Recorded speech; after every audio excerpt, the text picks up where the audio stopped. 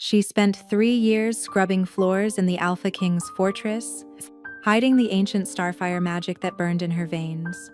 Magic that could heal any wound or destroy entire armies. But when King Theron collapsed from a mysterious poison that no wolf could survive, she faced an impossible choice. Watch the most powerful alpha in the Northern Territories die, or reveal her forbidden gift and risk execution for the very power that could save him. The Great Hall of Ironhold Fortress had never been so quiet.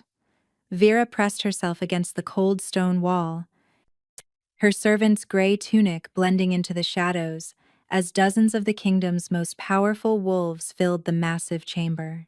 The usual boisterous energy that accompanied the Alpha King's court had been replaced by something that made her skin crawl fear. "Move aside, girl," growled Commander Aldrich, shoving past her with barely a glance. The basket of fresh linens tumbled from Vera's arms, white fabric scattering across the dark floor, but no one noticed. Every eye was fixed on the raised dais, where King Theron lay motionless on a makeshift bed of furs. Even from her position 30 feet away, Vera could see the unnatural black veins spreading across his exposed chest like cracks in ice. The poison, whatever it was, had struck during the morning hunt. One moment the Alpha King had been leading his pack through the thornwood, the next he'd collapsed, his body seizing as darkness spread beneath his skin. "The healers from Moonhaven are still 6 hours away," someone whispered. "He doesn't have 6 hours," another voice responded. "Look at him." Vera's fingers tingled with familiar warmth, the starfire magic stirring in response to suffering nearby. She clenched her fists, forcing the power down. Not here. Never here. 3 years she'd hidden among the servants. 3 years of bone-deep exhaustion from suppressing her gift. 3 years of watching people suffer when she could have helped them. Because in the Northern Territories, there was only one punishment for unauthorized magic death by silver burning. "Perhaps we should summon the Southern healers," suggested Lord Caspian, the king's advisor, his usually composed face drawn with worry. "Southern healers?" Commander Aldrich spat. "They're 3 days' ride at best. You might as well suggest we prepare his funeral pyre." The temperature in the room seemed to drop. Several wolves shifted uncomfortably, their human forms rippling slightly, as their beasts responded to the mention of their alpha's death. Without Theron, the Northern Territories would descend into chaos. 5 different packs would vie for dominance, and the bloodshed would be catastrophic. Vera watched the king's chest rise and fall in increasingly shallow breaths. The black veins had reached his throat now, creeping toward his jaw like grasping fingers. She could sense the poison's signature, ancient, malevolent, and decidedly magical. This was no ordinary toxin. Someone had crafted this specifically to kill an alpha. "Walk away," the rational part of her mind screamed. "You're nobody here, just another servant girl from the border villages. Let them handle their own crisis." But her magic burned hotter, responding to the Alpha King's pain with an intensity that made her gasp. The black veins pulsed with each labored heartbeat, and Vera recognized something that made her blood run cold. This wasn't just poison. It was a curse, woven with the kind of dark magic that hadn't been seen in the Northern Territories for decades. The kind that required starfire to burn away. Lord Caspian. A young healer named Bethany stepped forward, her hands trembling. "I've never seen anything like this. The corruption, it's spreading faster than any natural toxin." Vera edged closer, abandoning her scattered linens. Each step felt like walking toward her own execution, but the pull was irresistible. Her grandmother's words echoed in her memory. "Starfire chooses its moments, child. Sometimes hiding it means letting the world burn." "Everyone out!" Commander Aldrich suddenly barked. "All servants leave now. The king's condition is not for common eyes. The dismissal should have been Vera's escape, her chance to flee before her magic betrayed her. Instead, she found herself ducking behind a massive pillar as other servants filed out. Hidden in shadow, she watched Lord Caspian lean close to examine the spreading corruption. "This mark here," Caspian whispered, pointing to a strange symbol forming in the black veins across Theron's chest. "It's ancient, pre-unification era." "Meaning?" Aldrich demanded. "Meaning someone with very old knowledge wanted our king dead. This is assassination by forbidden means." Vera's breath caught. She knew that symbol had seen it in her grandmother's hidden texts before they'd burned them all. It was a binding curse, designed to trap an alpha's wolf spirit while destroying the human body. Only one thing could break it: pure magical fire, directed by someone who could see both the physical and spiritual planes. Someone like her. King Theron's body convulsed suddenly, a low growl escaping his throat. When his eyes flew open, they weren't their usual amber but solid black, as if the poison had filled them completely. He spoke, but the words were in the old tongue. Weird speak, the language of ancient magic. "What's he saying?" Aldrich demanded. But none of them understood, except Vera. Her grandmother had taught her weird speak, along with the control of starfire. The king wasn't speaking. The curse was taunting them through his lips. The Wolf King falls. The territories burn. Old magic rises from ash and bone. "He's getting worse," Bethany said, pressing her fingers to his wrist. "His pulse is barely there." That's when Vera saw it, a second figure in the shadows across the hall. A hooded form watching the chaos with satisfaction. As she stared, the figure raised one hand, fingers moving in a pattern she recognized. They were strengthening the curse, ensuring it would finish its work. Without thinking, Vera stepped out from behind the pillar. "Stop!" Every head turned to her. A servant girl who should have left, standing in the center of the great hall with her chin raised. The hooded figure lowered their hand, melting back into darkness. "What are you doing here?" Aldrich snarled. But Lord Caspian held up a hand. "Wait." Caspian's clever eyes studied her. "You understood him. The king's words. You understood the old tongue." Vera's heart hammered against her ribs. She'd just exposed herself, but watching the Alpha King dying while his assassin gloated, her magic roared beneath her skin, demanding justice, demanding action. "I can help him," she said, the words falling like stones into still water. The silence in the great hall was deafening. Commander Aldrich's hand moved to his sword, while Lord Caspian's eyes narrowed with a mixture of suspicion and desperate hope. "You can help him?" Caspian repeated slowly. "You're a servant girl from the border villages. What could you possibly—" "There's no time," Vera interrupted, something she'd never dared do to nobility before. The black veins had reached King Theron's jaw, creeping toward his temples. "That poison is a binding curse. Every second you waste questioning me is a second closer to his death." "How do you know this?" Aldrich demanded, his blade half drawn. Vera met his gaze steadily. "Because I've seen it before. My grandmother." She stopped, knowing that every word condemned her further. "Please, let me try." "If you're lying," Aldrich growled, "if this is some trick, then you'll execute me," Vera finished. "But if I do nothing, he dies anyway. What do you have to lose?" Lord Caspian studied her for a long moment, then nodded. "Do it." Vera approached the dais on unsteady legs. Up close, King Theron was even more magnificent than she'd realized. All sharp angles and raw power, even diminished by poison. His black hair was damp with fever, sweat, his skin pale beneath its usual bronze tone. But it was his scent that struck her most forcefully. pine and winter storms, and something wild that made her magic surge. She placed her hands on his chest, directly over the curse mark, and immediately gasped. The dark magic was stronger than she'd anticipated, coiling around his wolf spirit like chains.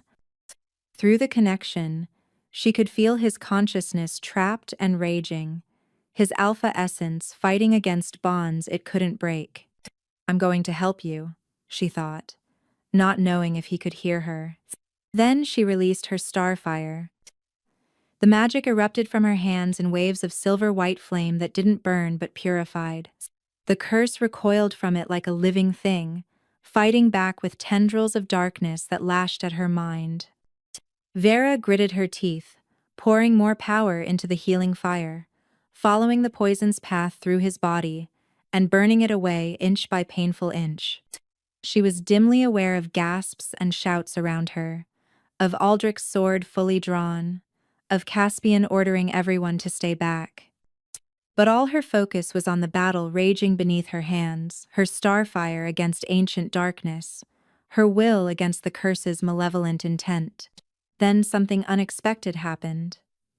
As her magic touched the Alpha King's wolf spirit, instead of pulling back, he surged toward her power. Their essences collided, and Vera screamed as something fundamental shifted inside her. "Mine," a voice that wasn't quite human, growled through her mind. "You're mine." Before she could process what was happening, King Theron's eyes snapped open amber now, burning with primal recognition. His hand shot up, fingers wrapping around her wrist with bruising force. The moment skin met skin, the world exploded. The bond hit them both like lightning. Not the gentle connection she'd heard about in stories, but something violent and absolute. She could feel everything: his pain, his power, his overwhelming need to claim what his wolf recognized as his. Her starfire merged with his alpha essence, creating something new, something that made every wolf in the hall drop to their knees. "No!" Vera gasped, trying to pull away, but it was too late. Theron sat up with inhuman speed, the black veins already fading as her starfire burned through him. But his eyes were pure wolf now, focused on her with an intensity that stole her breath. He pulled her closer, and she could see the moment his human consciousness battled with primal instinct. "Please," she whispered. "Don't." But the bond was singing between them, demanding completion. His other hand came up to cup her face, thumb brushing her cheekbone with surprising gentleness. "Starfire," he said, voice rough as gravel. "You have starfire." Then, before she could respond, before anyone could intervene, he pulled her down and bit her neck. The pain lasted only a moment before transforming into something else entirely. Heat that raced through her veins like liquid silver, rewriting everything she thought she knew about herself. Vera's knees buckled, but King Theron's arms were around her, holding her against him as the claiming bite sealed their fates. "By the old gods," Lord Caspian breathed. "He's claimed her." When Theron finally released her, Vera stumbled backward, her hand flying to her neck, where she could feel the mark burning like a brand. The great hall erupted in chaos, wolves shifting between forms in agitation, voices raised in disbelief and outrage. "You claimed a servant?" Commander Aldrich's voice cut through the noise like a blade. "An unauthorized magic user? Theron, what have you done?" But the Alpha King wasn't listening. He rose from the furs with fluid grace, the last of the black veins disappearing as Vera's starfire completed its work. His eyes never left her face, and she could feel his emotions through their new bond: confusion, desire, and underneath it all, a possessive satisfaction that made her shiver. "She's not just a servant," King Theron said, his voice carrying the absolute authority of an alpha. "Look at her properly, Aldrich. Use your wolf senses." Vera wanted to run, but her legs wouldn't obey. The bond held her in place as surely as chains. Her newly awakened wolf spirit recognizing its mate even as her human mind reeled in panic. She could feel them all looking at her now, really looking, their enhanced senses picking up what they'd missed before. Impossible, Bethany whispered. Her scent. She's dormant royalty. Old bloodline, pyres. The Nightingale line, Lord Caspian said slowly, his scholar's mind putting pieces together. I thought they were all dead. Executed 20 years ago for refusing to submit to the Unification Treaty. Vera's heart stopped. They knew. Somehow, they knew what she'd spent her entire life hiding, that she wasn't just a girl with forbidden magic, but the last heir of a royal pack that had been systematically destroyed for their refusal to kneel. My grandmother escaped, she heard herself say, voice barely above a whisper. She raised me in the border villages, taught me to hide everything, the starfire, the bloodline, all of it. King Theron moved toward her, and she backed away instinctively. Don't, she said. You don't understand what you've done. I'm the daughter of rebels. My very existence is treason. Your existence, Theron said softly, just saved my life. He touched the spot where the curse mark had been. That wasn't just any assassination attempt. Someone knew exactly what they were doing, using magic that old. And you, his eyes blazed with something she couldn't name. You burned it away like it was nothing. The law is clear, Commander Aldrich interrupted. Unauthorized magic users face execution. Hidden royalty from rebel lines face worse. She should be in chains. She's my mate, Theron said simply. And the words carried such finality that even Aldrich stepped back. The bond is sealed. By ancient law, that supersedes all other considerations. You didn't know what she was when you claimed her, Aldrich protested. The bond can be broken. No. The word came from both Theron and Vera simultaneously, surprising them both. She could feel his refusal through their connection, matching her own instinctive rejection of the idea. Whatever had happened between them, the thought of breaking it was physically painful. The Nightingale line, Caspian mused, circling Vera with academic interest. They were the only pack that could wield starfire. The histories say they could heal any wound, break any curse, but also, he paused, destroy entire armies with celestial flame. Vera flinched. I'm not a weapon. No, King Theron agreed, moving closer despite her earlier protest. But you are mine, and that changes everything. The possessive declaration should have angered her. Instead, her traitorous wolf spirit purred in satisfaction, recognizing its alpha, its mate, its equal. She needs to be secured, Commander Aldrich insisted, though his tone had shifted from hostility to reluctant duty. Mate, bond or not, she's been hiding among us for 3 years. We need to know why. King Theron turned sharply, and Vera felt his anger through their bond like a physical force. You will not put my mate in chains. Then confine her to quarters, Lord Caspian suggested diplomatically. Comfortable ones, until we can verify her story and understand the implications. He paused meaningfully. Quote, the other packs will demand answers when they learn the last Nightingale heir lives and that you've claimed her. Vera watched emotions war across Theron's face. The Alpha King who'd ruled for a decade warred with the newly mated wolf who wanted to keep her close. Finally, his shoulders tensed with decision. Quote, the Eastern Tower, he commanded. The guest quarters, not the cells, post guards for her protection, not as prison wardens. His amber eyes found hers, and she could feel his reluctance through their bond.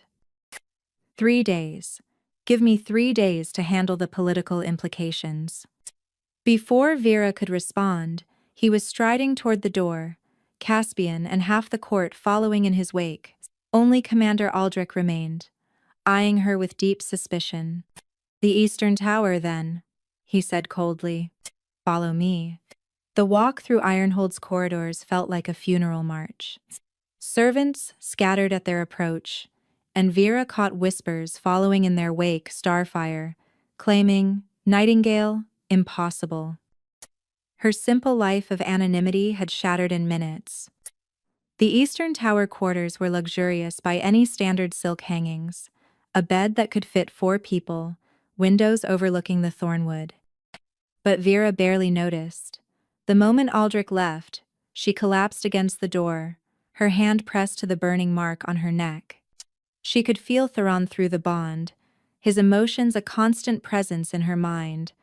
He was furious, arguing with someone. She caught flashes of words through their connection: treaty violations, ancient law, challenges to your claim. A soft knock interrupted her spiral. "Miss? I mean, my lady?" A familiar voice called.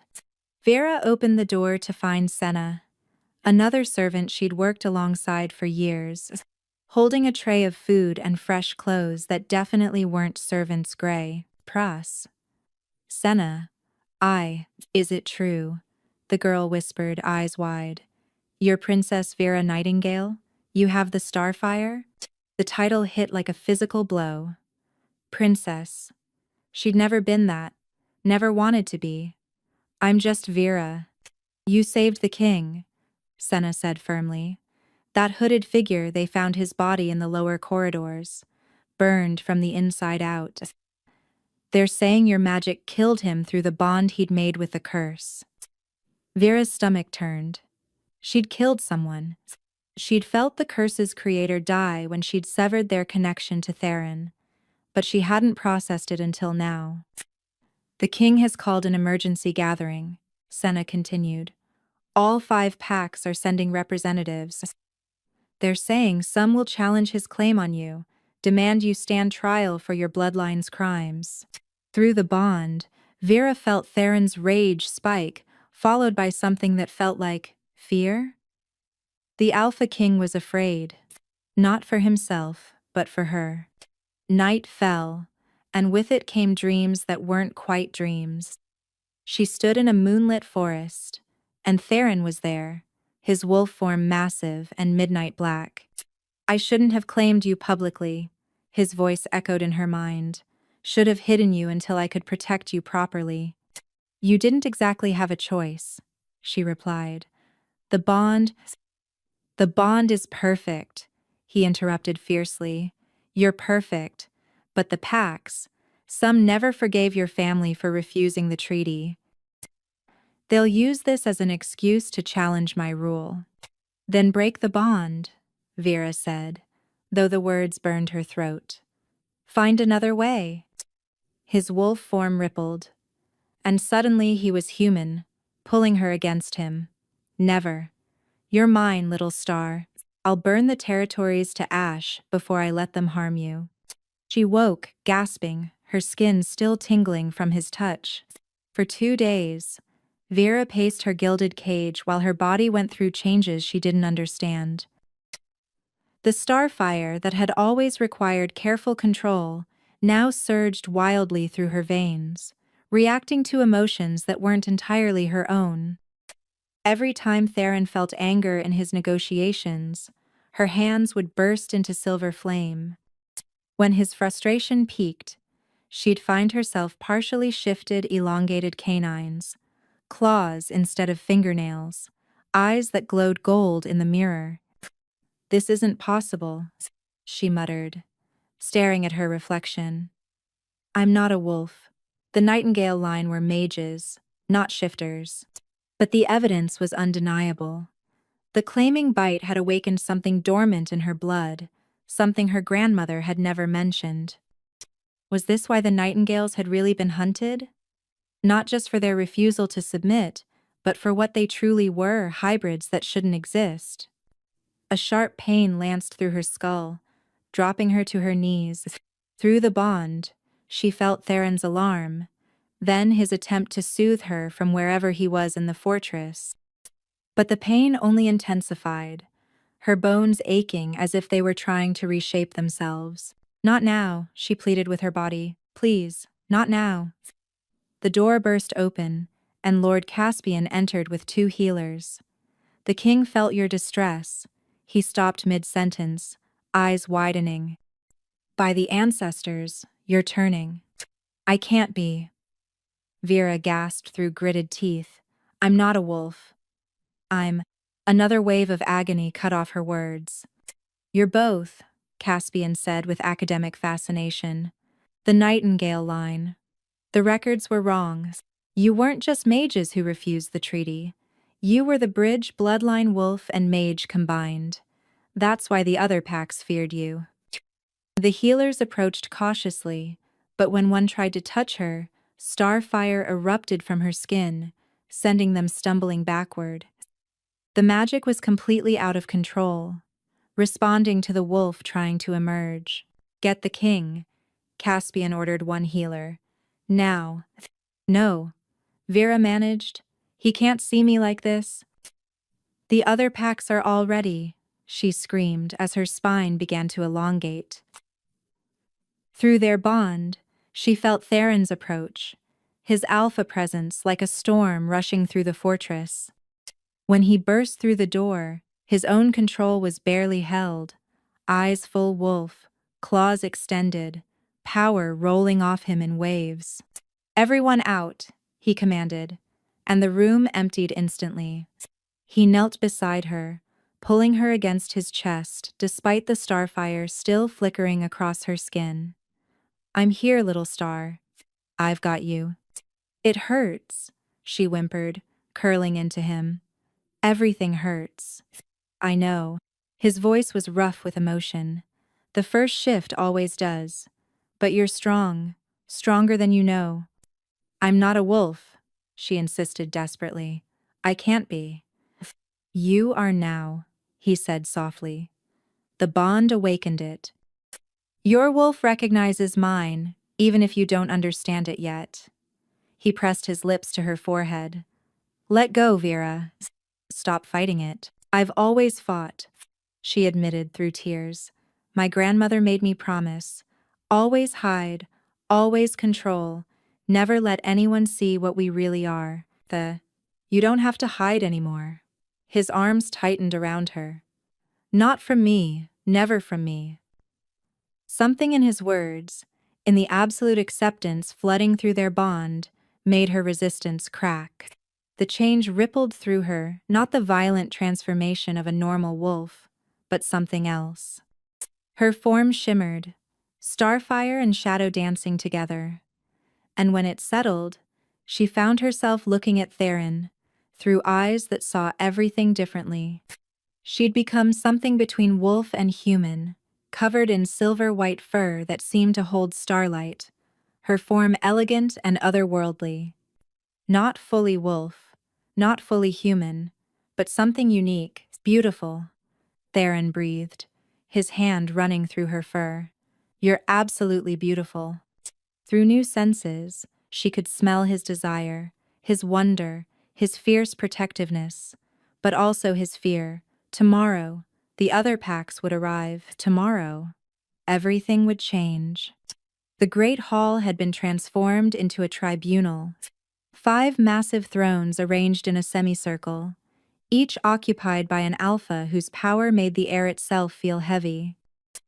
Vera stood in the center, dressed in a gown of midnight blue that couldn't quite hide the silver shimmer her skin had developed since her partial transformation. "She is an abomination," Alpha Rourke of the Eastern Steppes declared, his scarred face twisted with disgust. The Nightingale line was eliminated for a reason. They were unnatural, neither wolf nor mage, but some unholy combination. "She saved King Theron's life," Lord Caspian argued from his position as royal advisor. Her starfire killed 12 of my warriors 20 years ago."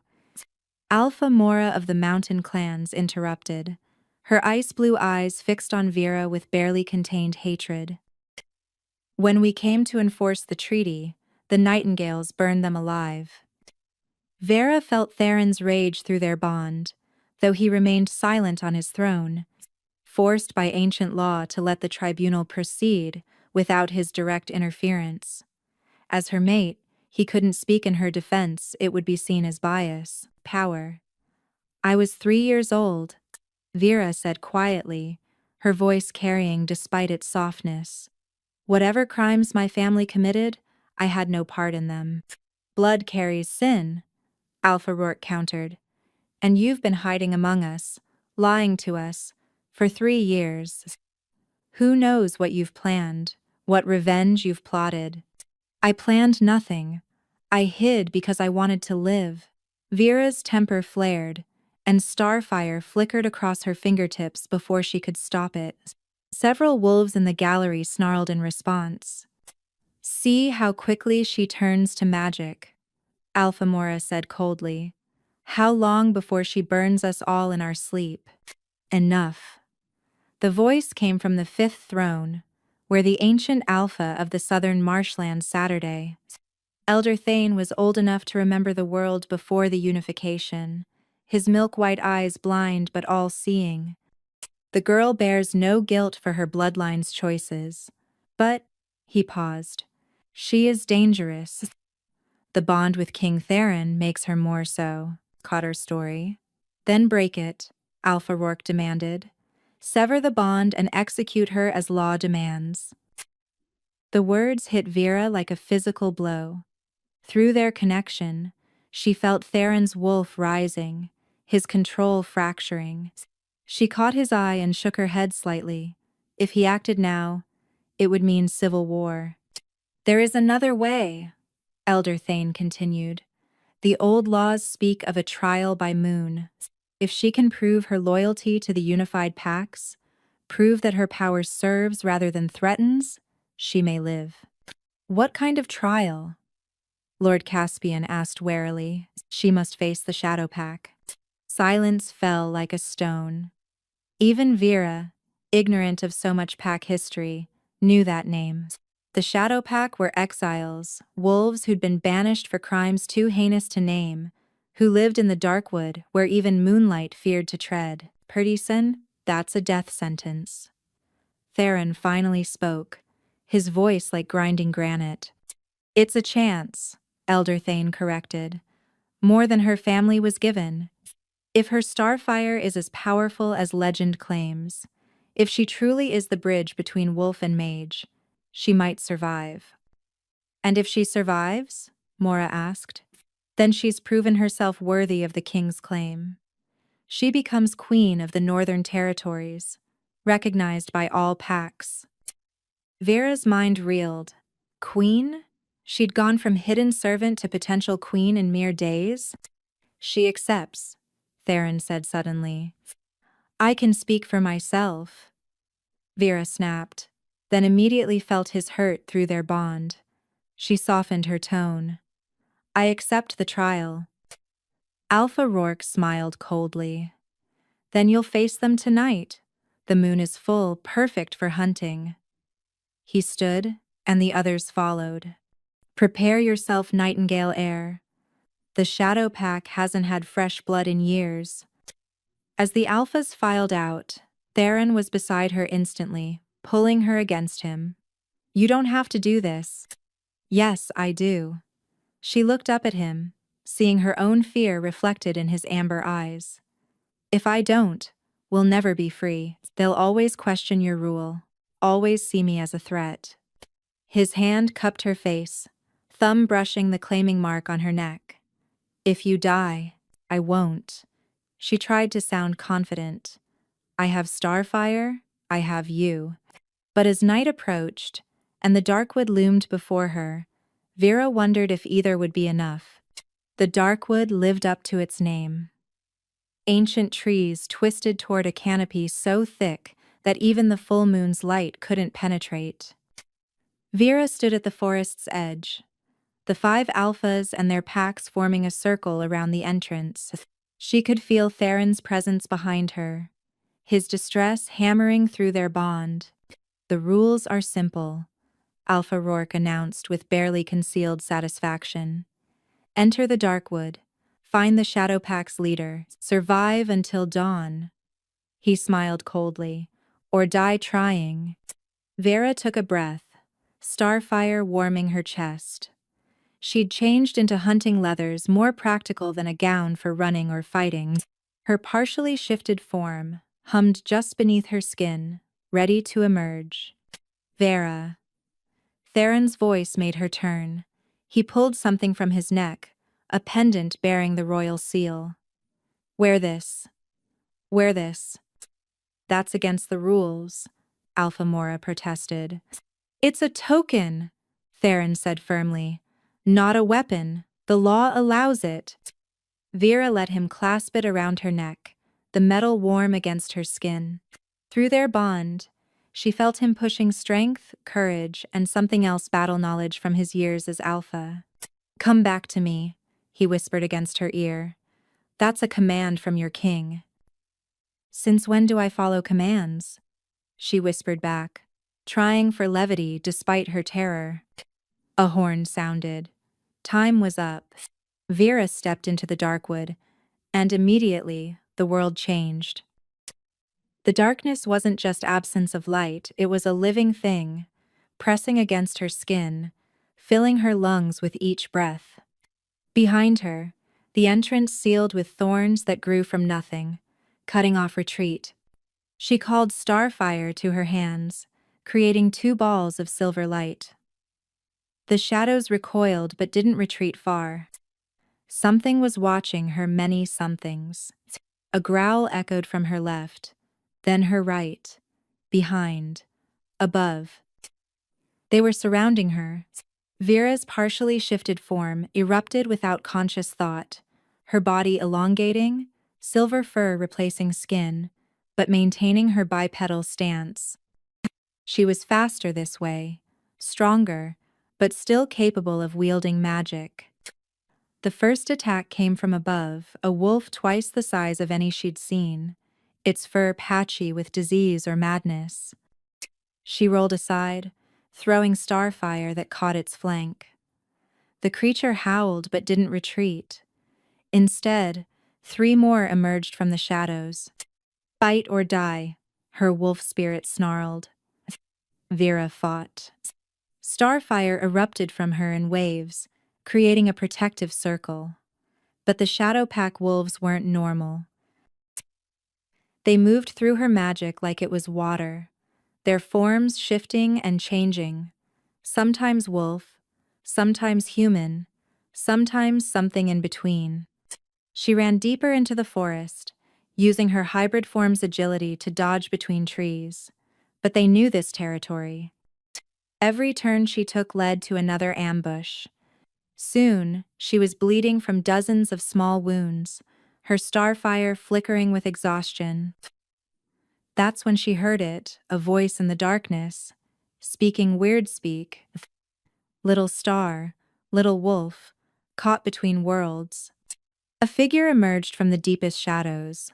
Not a wolf, but a woman, ancient, twisted, her body bearing the marks of centuries in exile. This was the Shadow Pack's leader, but she was something more, something like Vera, partively. Nightingale child, the woman said in common tongue. I knew your grandmother's sister. We were of the same bloodline once, before the divide. Vera's starfire flared defensively. You're lying. Am I? The woman shifted, and for a moment, Vera saw silver fur exactly like her own. The bridge bloodline had many branches. Some chose to hide, some chose exile, and one, she smiled, showing too many teeth, chose to rule shadows. Quote, what do you want? To test you, child, to see if you're worthy of what's coming. The woman circled her slowly. The unification treaty wasn't just about power, it was about preventing something that requires both starfire and shadow to stop. And for the scaves, they scaves of Hervin and waited on the bound. Before Vera could ask more, the woman attacked not with claws or teeth, but with magic. Dark fire met starfire, and the collision shook the entire forest. The shadow magic crashed against Vera's starfire, and in that moment of collision, visions flooded her mind. Memories that weren't her own, knowledge that had been hidden for generations. She saw the truth. The Nightingale line hadn't refused the unification treaty out of pride. They'd refused because they knew what it would cost. The bridge bloodline's power would be enslaved, used to keep something ancient and terrible sealed beneath the northern territories. Her family had died rather than become eternal guardians to a prison. "You see it now?" the Shadow Pack leader said, her dark fire pressing harder against Vera's defenses. "The thing that sleeps beneath Ironhold, the reason they really want us dead or controlled." Vera gasped as more visions poured through an entity of pure destruction, sealed by the first wolves and mages, working together, requiring both powers to maintain the prison. The unified packs had built their entire civilization on top of it, using the treaty to ensure they'd always have bridge bloodlines to maintain the seal. "My grandmother knew," Vera breathed, understanding flooding through her. "She knew, and she ran. Left the rest of us to die or flee to shadows." The woman's expression twisted with old pain. "But you're different. Claimed by an Alpha King, positioned to change everything." The battle shifted. No longer was the woman trying to kill her, she was teaching her, forcing Vera to dig deeper into her hybrid nature. Shadow and star, wolf and mage, all the pieces of herself she'd kept separate suddenly clicking together. "The seal is weakening," the woman said as they fought. "The assassination attempt on your king, it was meant to destabilize the territory, create chaos. Someone wants the ancient thing released. The Somme wants the ancient thing released." Vera's starfire evolved as she fought, taking on properties of shadow, becoming something new. She could feel her wolf spirit fully integrating with her mage blood, creating harmony where there had been conflict. When dawn's first light penetrated the darkwood, Vera stood victorious but changed. The Shadow Pack leader knelt before her, not in defeat, but in recognition. "You are what we were meant to be," she said. "Not divided, but unified in yourself. Go back, child. Claim your throne. You'll need it for what's coming." The thorns at the forest's edge parted, and Vera emerged to find the 5 alphas waiting. But she wasn't the same frightened girl who'd entered.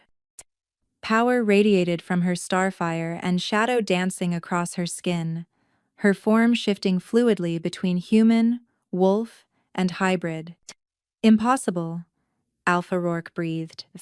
Theron was beside her instantly, his hands checking her for injuries, but his eyes were wide with awe.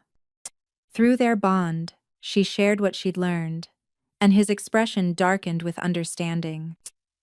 "The trial is complete," Elder Thane announced, his blind eyes seeing more than anyone realized. "She has survived. More than that, she has evolved." "This changes nothing," Alpha Mora protested. "She's still a Nightingale." "She's the bridge," Elder Thane interrupted. "The one prophesied to unite what was divided. Look at her properly, Mora.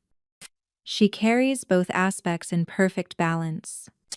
Vera stepped forward, and the alphas actually stepped back. "I know about the seal," she said quietly. "I know what you've been hiding, what my bloodline was meant to guard. The question is, do you want to keep living a lie or face the truth?" "What truth?" Caspian asked, though from his expression, he was already piecing it together. "Someone is trying to break the seal. The poison that nearly killed Theron was just the beginning. They need chaos. They need the packs divided." She met each alpha's gaze. "And they're counting on you fearing me more than the real threat." "Even if this is true," Rourke said slowly, "why should we trust you?" "Because I'm the only one who can strengthen the seal without enslaving my bloodline to do it." Vera let her power flare, showing them the perfect fusion of light and shadow. My grandmother's generation had to choose between freedom and duty. I choose both. Theron's pride flooded through their bond, and he took her hand publicly, claiming her before them all, Queen. The Northern Territories recognizes Queen Vera Nightingale Valoris, Bridge of Shadow and Star. One by one, grudgingly, the Alphas bowed, but Vera could see it in their eyes. This was far from over. The real threat was still out there, and now they knew she was the key to stopping it. 3 days after the trial, Vera stood on Ironhold's highest tower, her new crown heavy on her head. The coronation had been a rushed affair, the Alphas eager to return to their territories, to shore up defenses against the unknown threat. But Theron had insisted on the ceremony, on making her position unquestionable. "You're pulling away," she said without turning, as she felt him approach.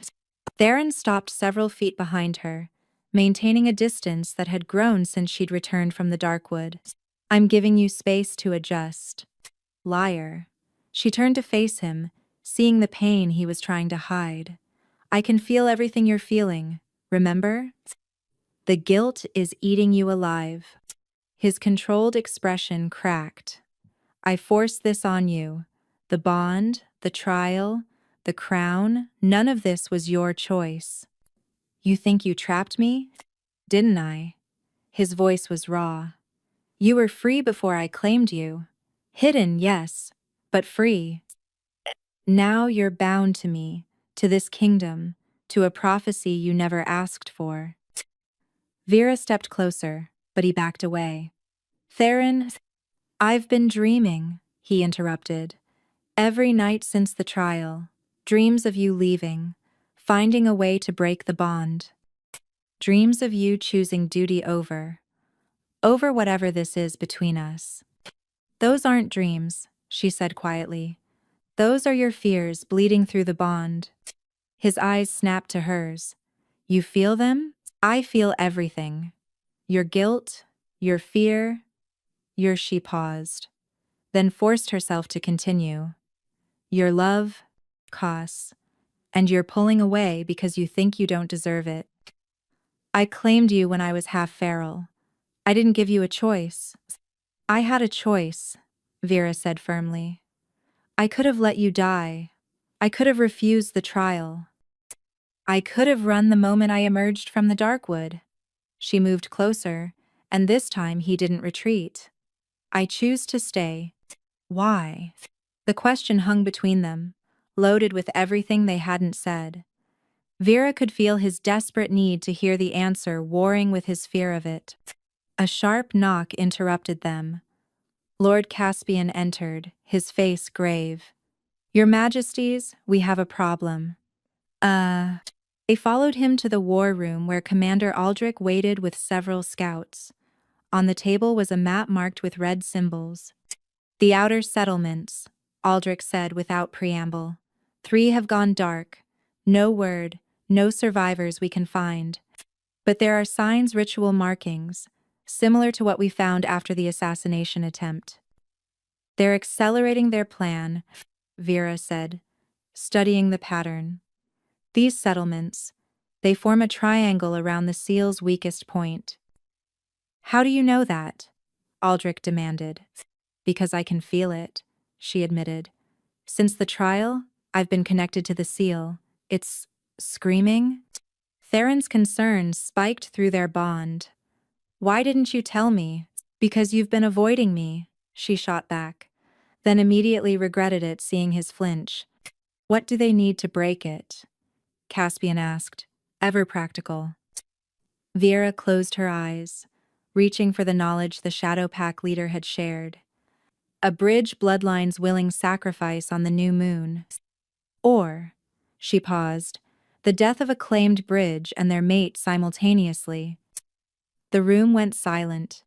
Everyone understood the implication. She and Theron were now the primary targets. "Double the guard," Theron commanded. "No one goes anywhere alone. And send ravens to the other packs." "No," Vera's interruption surprised everyone, including herself.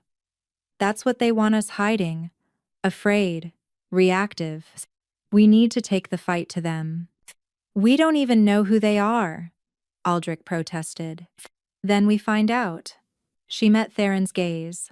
Together, the bond makes us stronger, let's use it. But she could feel his reluctance, his need to protect her warring with tactical necessity. The distance between them suddenly felt like a chasm, and she wondered if saving the kingdom would cost them each other. That night, alone in her chambers, despite being queen, Vera felt the bond pull tight with shared loneliness. Theron was just down the hall, but the emotional distance made it feel like miles. Is this what we are now? She thought into the bond. Together but apart, bound but not bonded. His response was an echo of pain and longing that kept them both awake until dawn. The new moon cast no light, as Vera and Theron stood before the ancient seal deep beneath Ironhold. The massive stone circle thrummed with malevolent energy, cracks spreading across its surface like a spider web.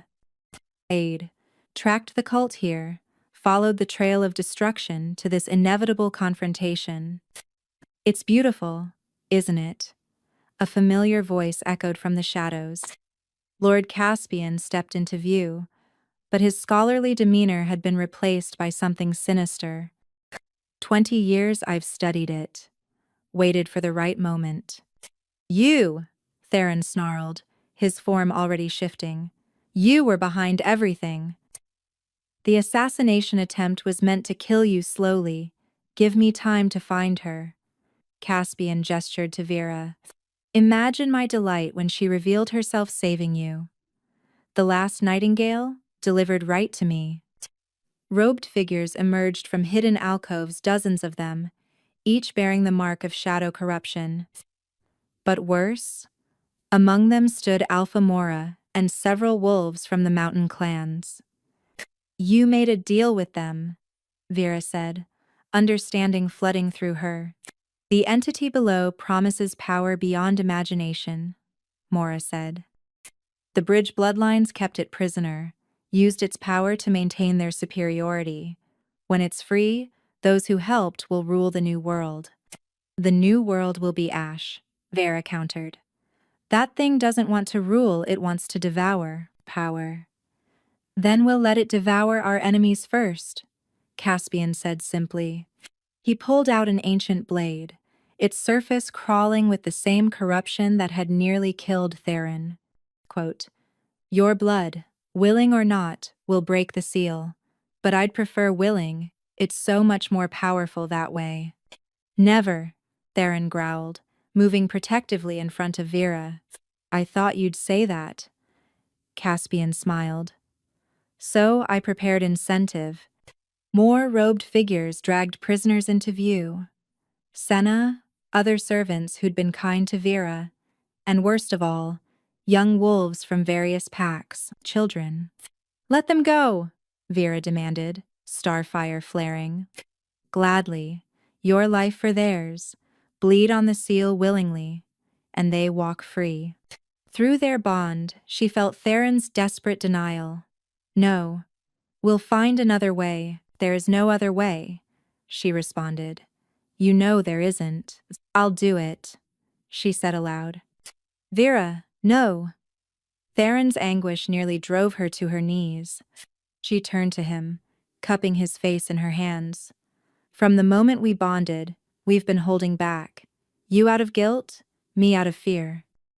But I need you to know I love you.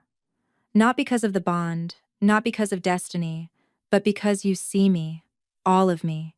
Vera. If I die tonight, I die choosing love over fear.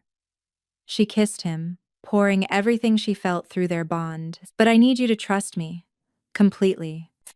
His eyes searched hers, and she saw the moment he understood. The bond between them flared to life fully, not just the claiming connection, but something deeper, complete unity.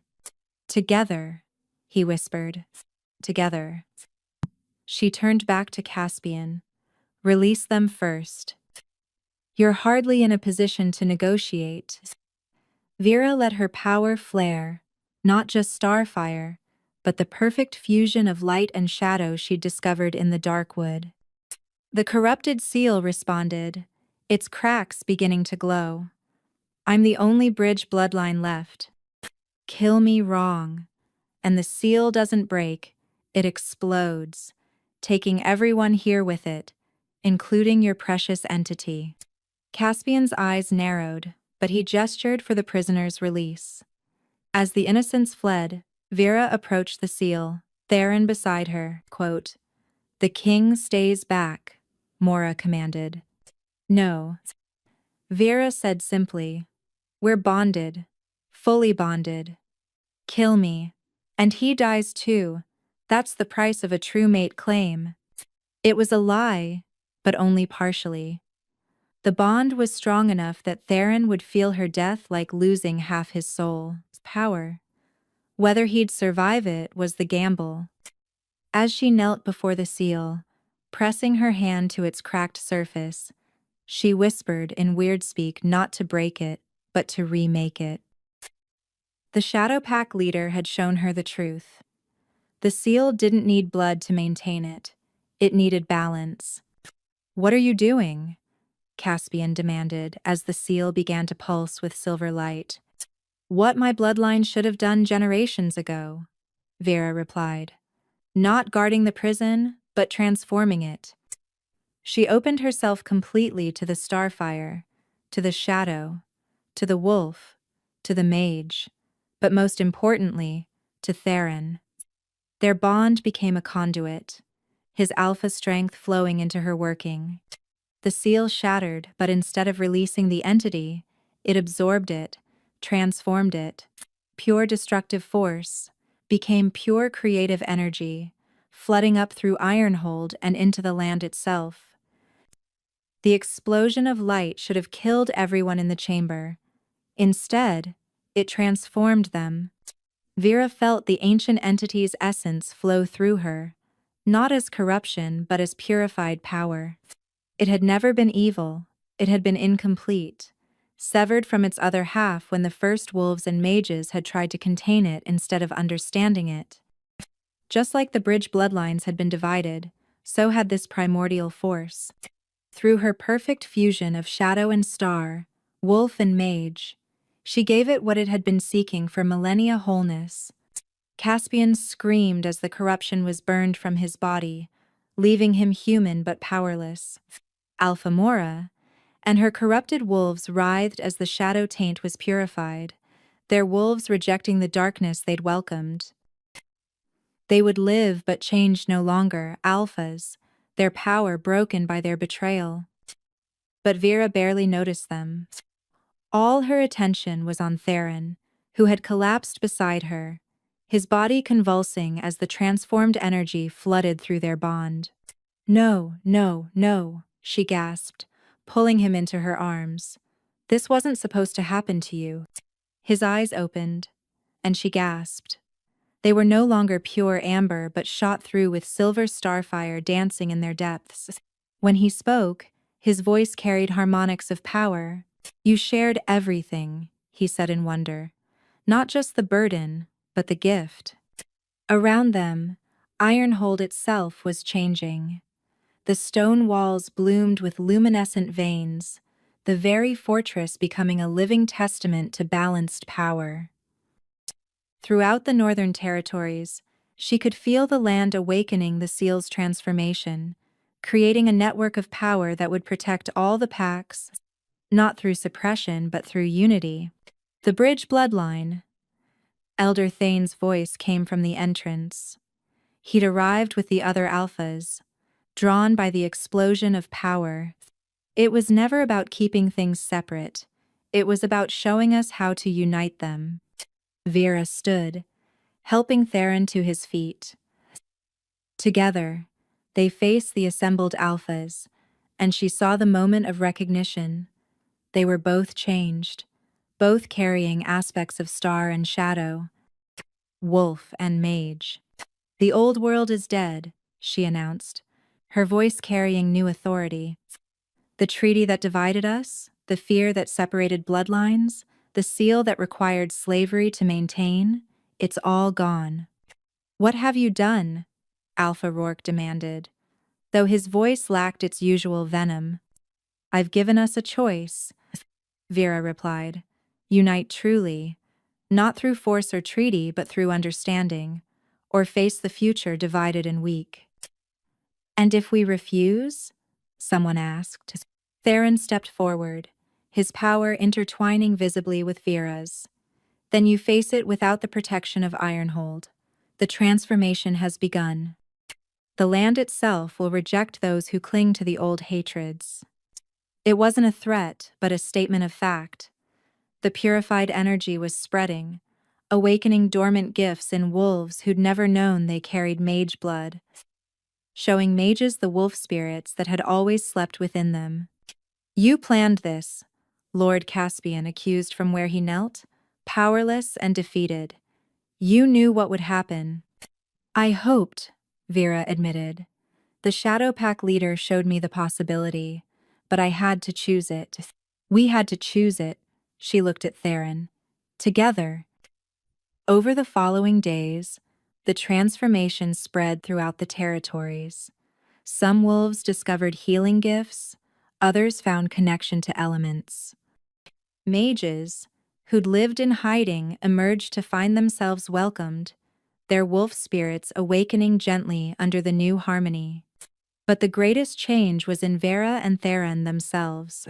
Show me, he said one evening, as they stood on their balcony, overlooking the transformed land. Vera smiled and let her true form emerge, not the painful partial shift of before, but a fluid transformation into something magnificent. Her wolf form carried starfire in its fur, each movement trailing silver light. When she shifted back, it was seamless, natural. Your turn, she said. Theron's transformation was equally smooth, his massive black wolf now bearing threads of silver throughout his coat, his eyes holding depths of ancient wisdom. When he returned to human form, he pulled her against him. No more distance, he murmured against her hair. No more guilt. No more hiding, she agreed. The coronation ceremony was repeated, but this time it wasn't rushed or grudging. The unified packs came to pledge allegiance to their transformed monarchs, to the bridge that would hold them together, not through force, but through choice. As the crown was placed on her head, a new crown, forged from materials that held both shadow and light. Vera felt the rightness of it all. She'd gone from hidden servant to queen, from feared to celebrated, from divided to whole. My queen, Theron said formally, then in their bond. My heart, my star, my everything, my king, she replied. Then through their connection, my anchor, my strength, my home. The crowd erupted in celebration, wolves howling their joy while mages sent starfire dancing through the sky. The prophecy was fulfilled, but more importantly, a new world had begun, one where bridge bloodlines weren't sacrificed but celebrated, where unity came from understanding rather than suppression. And at the center of it all, two souls who'd found each other through pain and transformation stood together, complete at last.